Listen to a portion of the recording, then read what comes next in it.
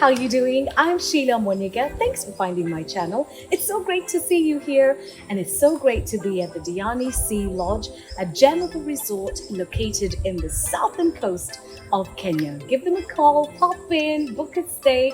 I promise you this, you're gonna rest, you're gonna relax, you're gonna have the best time ever. Season 9 is set to happen right here at the Diani Sea Lodge, and we'd love to hear from you because the stories we're sharing are from some of my absolute favorite Kenyans and stories from Kenyans far and wide who are doing incredible things, who've gone through amazing situations, but are living out loud in everything that they do. In today's episode, we feature a woman who I'm so happy to call friend. It's been 5 years of a beautiful friendship, and she's gone from starting a business to expanding her business and surviving a global pandemic. What's that been like for her? Let's live out loud with Mombasa's #1 makeup artist, Laura J, next.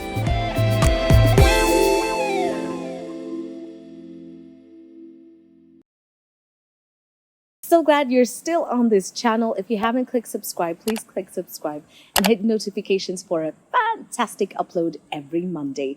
And Laura J is without doubt Mombasa's #1 makeup artist. And I would go as far as saying maybe Kenya's #1 too. What you say to that, girl? Let's start something. Am I chokozing too much? Sheila. No, but I really, really, really love your work. I met you back in 2016. And so we've worked together for many years. So when I talk about your work, it's coming from a deep place. But your story is not just what we see now, the beautiful, elegant poise and the amazing pictures. Umetoka mbali pia. So let's go back to the beginning and establishing whether makeup was where you really wanted to be. I must say yes. And this journey started long ago, 2004, 2005, when I did my cosmetology course in Nairobi. I thank God that my parents took me for that course.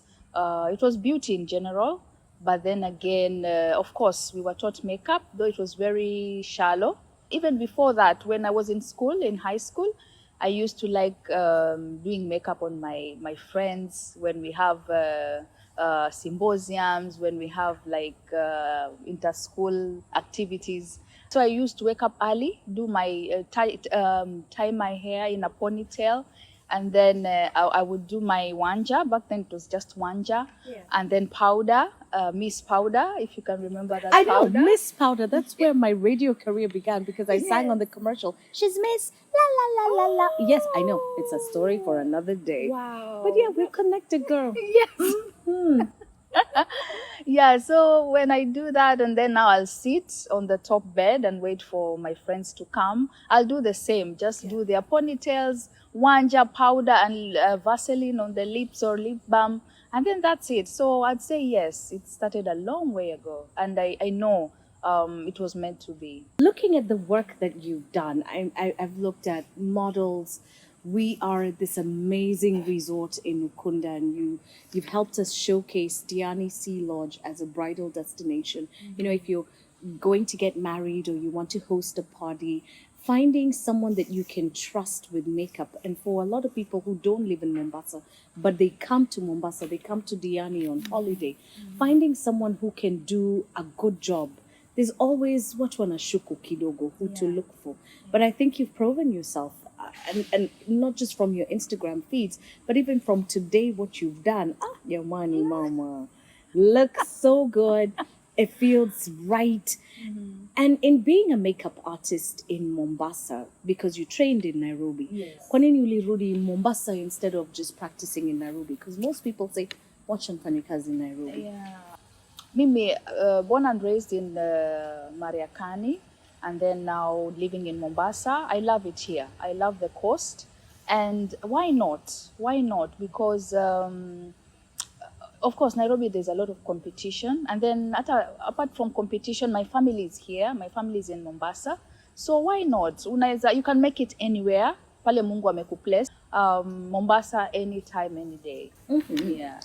I was raised by police officers who were really big on music. So when I told them I was going to start singing, it was okay. They supported me because they were musicians, so they understood. I'm trying to imagine you telling your parents, Mom, Dad, I'm going to be a makeup artist. Was there any friction there, or did they say, Sawa basi? For me, I thank God. I thank God for my parents. They have been very supportive. Yeah, my mom and my late dad. Their support has been, it means a lot. And my dad, he did not even have any doubts with what I'm doing. He supported me so much. My mom as well, she's my number one supporter. And sidhani kama, I think, not even I think, they are proud of me. They are proud of what I do. Yeah, so I thank God. I thank God I've gotten so much support from my parents. And speaking about support, we're going to talk about your husband and your beautiful, beautiful children. But before we do, I'd like to go back to your business, getting started in Mombasa and growing, because girl, you've grown. You've even got a line of lashes. Yeah. You are spreading the knowledge. You're onto big things, but from big things are little things. So let's talk about the origins of your business and what that was like for you. It's not been easy. It's not been easy because mwanzo I used to, of course, nimepitia employment. I used to do promotions, in supermarkets for Unilever, sana Vaseline. Yes, and Again, I then, could tell you a story about a few billboards, but again, are we connected? whoa, so we are connected. Connected. Yes. Yeah, so I've come a long way. Then there's a time I went out of the country, stayed outside for like 3 years. But then when I came back, that's when now I was like, what am I going to do? I need to do something. And then I thought of so many things, but then I was like, no, let me just do what I love, what I'm passionate about, which is beauty. So I started a salon back in Mariakani, where I was raised. But then it was very slow for me. It was too slow. So I was like, Panda, let me go and try Mombasa. And I thank God, the first one wasn't so, I think the timing wasn't right. But then I didn't give up. And then I got my son. And after getting my son, that's when I took some time off for like 2 years, and then now came back into the beauty world. And I said this time I'm going to do it 110 or 200%. Yeah. So I've been giving it my all. It's not been easy. It's not been easy. A lot of challenges, especially makeup in Mombasa. Like 5 years ago, 6 years ago, it was very challenging because, of course, people were used to just the kawaida makeup, not professional makeup. And then they didn't understand why they need to pay so much for something they can just do it on their own. And, it's been a long journey, but I thank God. And it's Thank been God for worth this it far. because I've seen your evolution ever since we first met. It's been 5 years now. You were one of my first clients as Rembesha. Yes. And I don't ever think of you anymore as a client. When we first met, yes, it was client. But now I think of you as a sister.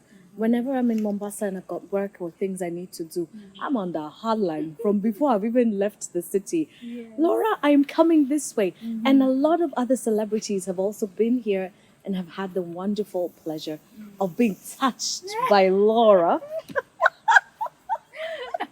But let's talk about, makeup. I was watching something that was talking about filters and looking good. It's important to look good and feel good. But do you feel sometimes in the world of beauty, we're trying to capture something that's not necessarily real? And how does that relate to your art? Does your art amplify and create a new face, or do you celebrate an existing face? Yes, you've said it well. We celebrate an existing face. What I stand for is just enhancing one's beauty. Yeah, that's all. I don't try to change you to look something you're not. Yeah, I just enhance your beauty. Yeah. You're not changing people when people come and tell you control like this, give it this, give it this, give it this. You're saying stick to what your face looks like, and let's play a what's good for you. Yes. Talking about growth, your business has grown. Starting as a makeup artist, that's not all you're doing now. Tell us a little bit more about where you're at and where you're going. Okay. Wow. Hey, that question. You can use So- diagrams if you like. Yeah. So okay. I thank God for where I am now. I have a makeup lounge in Mombasa, in Bamburi, where we offer makeup services for any occasion, name it, production, bridal, whatever occasion, we offer those services. And we have a salon as well. We offer training for young girls, or not only young girls, for any lady who wants to enhance their knowledge as far as makeup is concerned. And then now we have the line of lashes. Yeah, and God willing, who knows, maybe we'll have a whole line of beauty products. Of course, I pray for growth, major growth, even to expand if possible, God willing, to have different, to have franchise in different counties. In different counties, Yes. because women all over Kenya want to look good, and Yes. especially in light of the pandemic and what the whole world has been through since last year. We're all looking at life differently. We're all saying, Kwanza, first and foremost, asante Mungu kwa uhai. And if we're still alive and we're still here, then there's a purpose and there's a way that we should live that changes. What has the pandemic meant to you and your business? Whoa, the pandemic, wow, it hits, and it hit real hard as far as my business is concerned, because of course I majorly depend on occasions. Okay, if people are not getting married, I don't have faces to beat. If people are not going for birthdays and parties, I don't have clients. But then again, we just have to survive. We have to find ways to learn how to work around it. Wear masks when working on clients, sanitize our tools and equipments, and then always trying not to double dip when you're using products. But it hit hard. does. Yeah.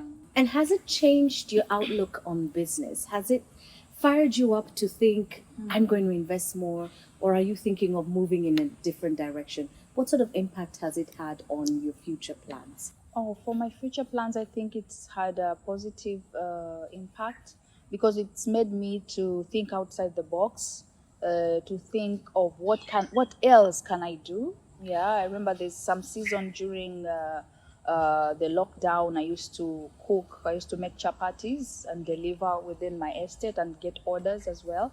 Yeah, so it's really opened my eyes to see what else can I do on the line of beauty and also outside the line of beauty. Earlier, we talked about your family and the support that they've given you. Juggling your career, juggling starting a business, going through the hardship, branching out in business as well, and being a mom and having young kids who are growing, and they're growing fast. Yeah. How do you keep it all together? First of all, I thank God for their support, for my family support, my husband and my kids.